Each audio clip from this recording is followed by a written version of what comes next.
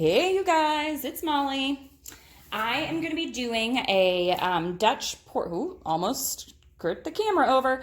A Dutch pour tonight with dioxazine violet as the base. Someone requested this, so I'm working with a little bit of a different color palette tonight.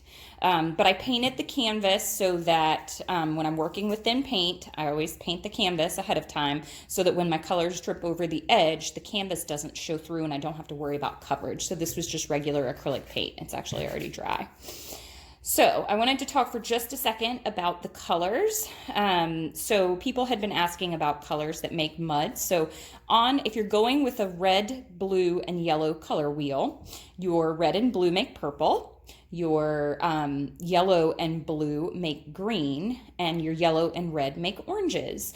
And then, so those are your secondary colors. So primary, red, yellow, blue. Secondary, your purple, your orange, and your green. And then from there, you can work in between colors, which are your tertiary colors. So this vermilion that I'm using, these are all Arteza colors, by the way. This vermilion that I'm using, which may be a little bit thick, that is a red-yellow base. So I'm using, for my base, a secondary color. For my, one of my colors, I'm using a tertiary color. And then I'm also using phthalo blue, which is, not exactly a primary blue, but pretty close. So I'm using a primary, a secondary, and a tertiary color.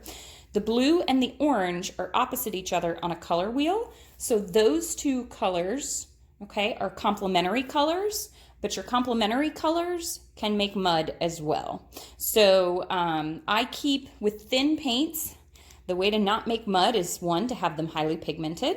That's why I love Arteza paints. And two, to not overwork them. So if they just pass over each other one or two times, they won't go to brown, hopefully. But if you mix them very thin in a cup and say do a flip cup or something like that, the colors may potentially make brown. So the colors that make brown are yellow and purple. So a primary and a secondary. So yellow and purple that are opposite each other on the color wheel. The blue and the orange. And the green and the red. So that's just something to keep in mind when you're layering your cups. You can separate those things. Ooh, my ghost is here. Hold on. Okay, I obviously need a GoFundMe page for better lighting. So where was I? So your purple and your yellow, your red and your green, and your blue and your orange. So think about layering them differently in the cup so that they don't blend together as much. I've even added a little bit of floetrol in there so that they don't, as a layer in between so that they don't mix as much. So there's tons of things that you can actually do to keep the things from going to mud. So we'll see tonight as my experiment with very thinned paints to see whether or not those go to mud. So I'm gonna blow this out real quick. Okay, so I've got my purple blown out now, and the blow dryer that I'm using is a Revlon blow dryer. I have the attachment on it. I bought it off Amazon for like $1 or $2. It doesn't fit. I had to tape it on there, as you can see. But a lot of people are having issues with the Dutch pour, saying that their paint's not moving. Either your paint is too thick, or you're not angling the air to actually blow it off the canvas. So both of those things are things to think about. Okay, so I'm gonna start with the pinkish rose madder tone on the purple. That might be a lot. And then I'm gonna go next with and I'm gonna layer them together. Now, if I wanted to completely layer them separate, I would have done blue and then this color and then this color. But I'm confident that I'm not gonna make too much mud with the colors that I've got. So, I think maybe just the tiniest bit of gold. There we go. And I think I'm gonna leave the white, maybe just one tiny little bit, but that's it. Because the white, I don't want it to kind of gray out the colors here. And I'll do a little bit more blue and a little bit more of that rose madder because that's kind of in the same family as the purple. All right, so I'm gonna pour, I just have a little bit of purple left. I'm gonna pour that around, blow it over.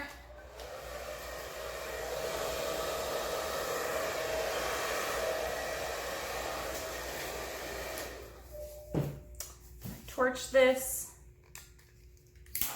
So I'm not torching it for cells, I'm torching it for air bubbles. Okay, now I'm gonna blow this out.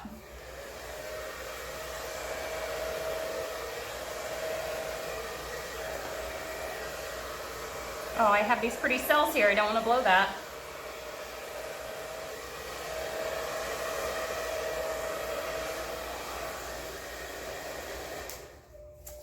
Okay, so I could have done with a little bit more actual color on the canvas. Oh my gosh, that gold is just amazing in there. So what I'm gonna do, because I want like a more vibrant pop of color down here, I'm gonna pour just a little bit more of the Rose Madder, a little bit more of the blue, a little bit more of the orange, and a little bit more of the gold.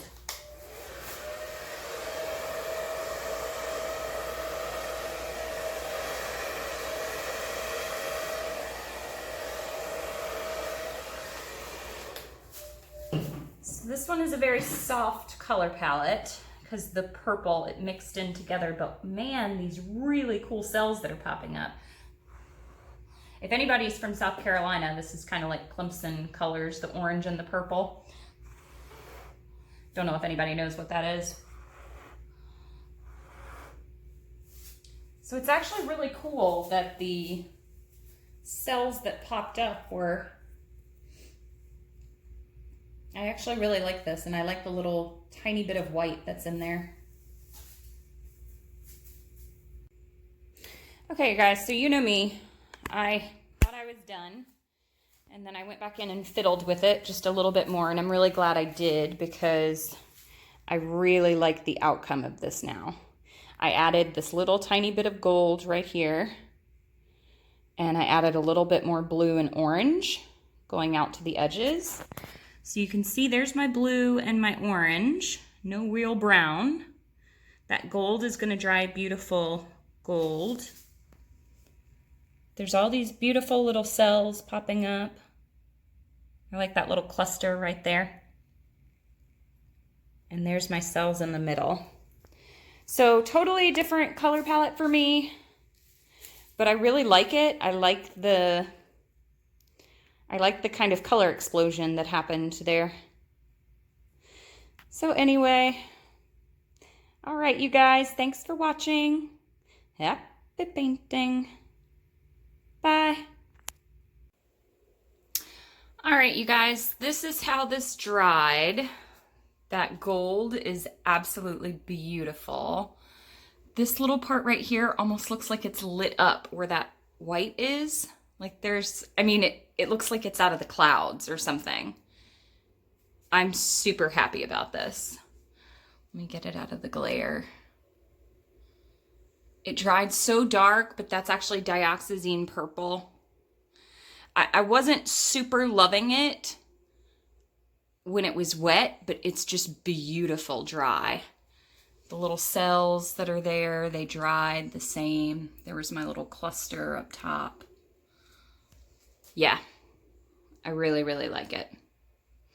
All right, thanks guys.